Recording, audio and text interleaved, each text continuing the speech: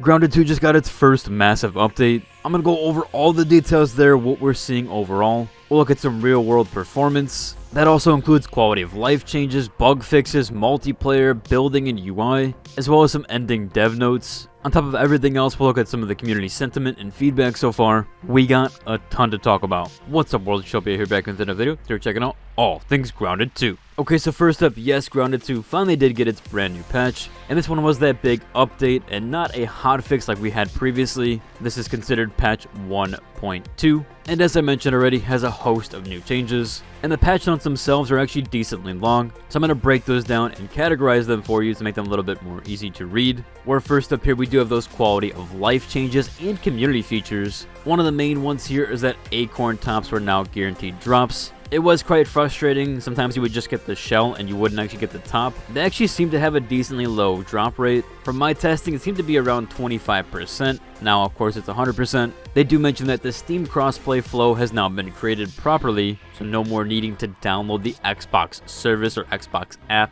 It should just work now that when you download and buy the game. They mentioned there is a HUD and map character icon that has been updated. A lot of times my character player name wasn't showing up for people and vice versa. I was joining other people's games and then I couldn't see where they were at in their game. Made it a bit difficult overall, but it seems they have fixed that. They've also removed the unusability, explore, or go to entry options. The hot deposit to buggy has now been enabled, so just like you do with your chest where you are depositing items, you can do that a lot easier with your buggy. And they have gone ahead and made the wolf spider fur a little bit better. Previously, it kind of did look a little bit plushy-like, so they have done some texture polish there. This is the massive one that everybody's been hoping for. They do mention that there is a performance boost with a 40 to 60% stability increase. Now, it's not a 40% performance increase, just that it's 40 to 60% more stable. Some areas it does seem to be a little bit less jittery or stuttery, but I am getting around the same frame rate as I was previously.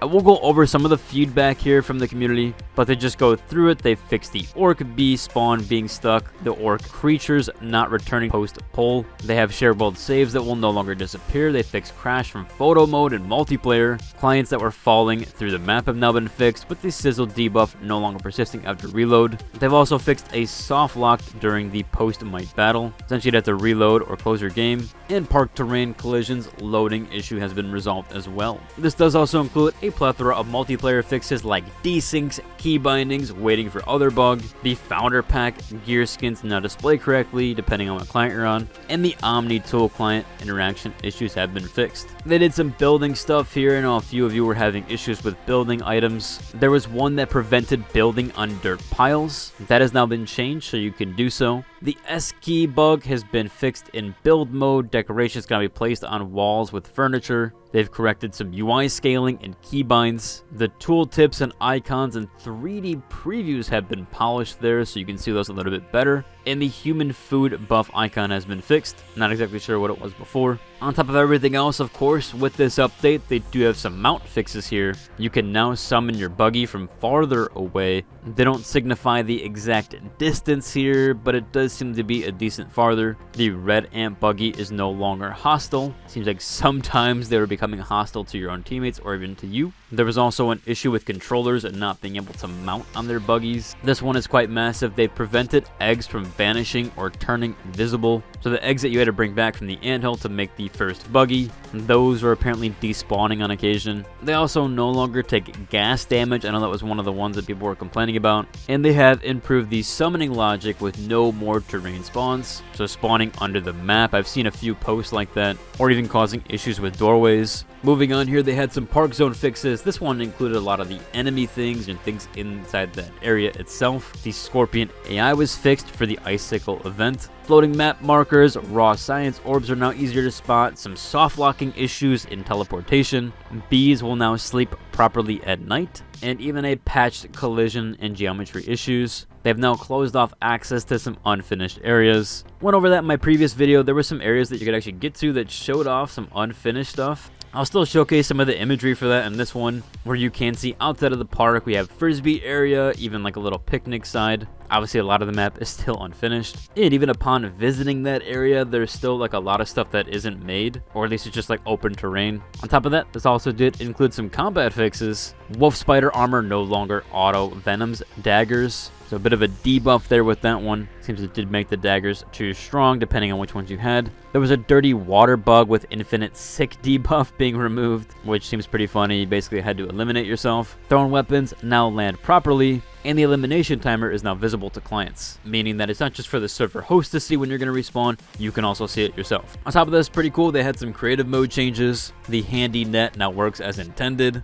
with the vertical lock applying to the net, removing calls and stranger spawns with the ranger outpost now unlocked correctly. I haven't actually played creative mode, so I didn't know how it played before. Hopefully a few of those things are good there. The overall world and environment also got some nice changes and fixes here. Terrain gaps were filled up and floating props were sunken back down. The grass will no longer grow through leaves. Some nice clipping issues that were fixed. Out of world camera angles, blueberry harvesting restored, clipping occlusion issues as well.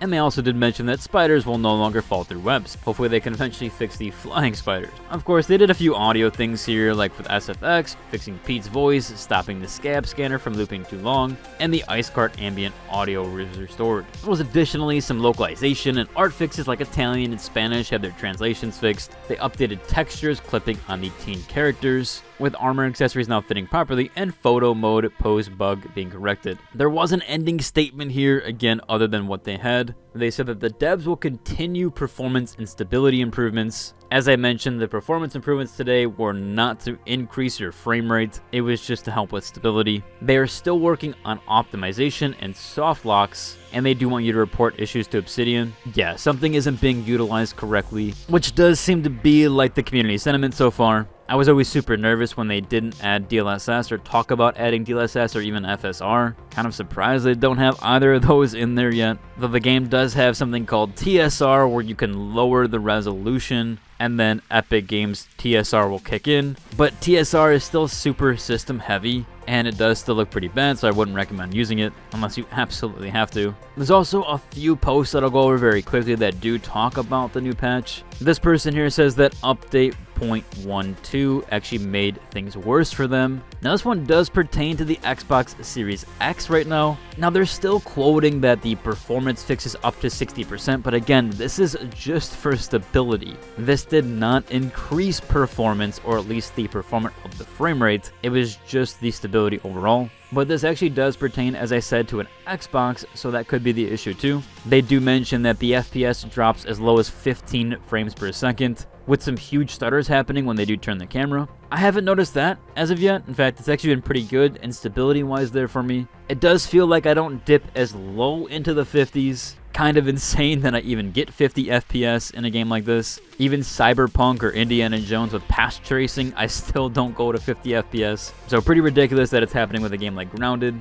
which isn't the most graphically intense, although the game does use nanite. Someone also does mention here that they're experiencing stuttering or lag spikes. Again, not something I'm hitting right now. Maybe this is happening on Xbox. They didn't clarify what platform. Although I will say that Unreal Engine does handle shaders in 256 megabyte chunks, at least last that I checked. So you might have to play a little bit of the session, maybe even relaunch your game after some time, if you're on PC at least, and it should get rid of that stutters, at least for the meantime. There was one last post that I do want to address here. They mentioned, why does the community feel so toxic this time around early access? I will say, unfortunately, I really do think the performance issue with PC and even the console platforms has really put a stint inside the community. Hopefully not though, and hopefully with 1.0 launch or even the next update in the summer, which will be all the way in 2026, things will be a bit better, especially when it comes to performance on PC and the console platform. And yeah, currently the graphics do not justify how bad it does perform. But hopefully they do step it up a bit and they can figure that out and iron that out. Overall, that's about cover for today's video.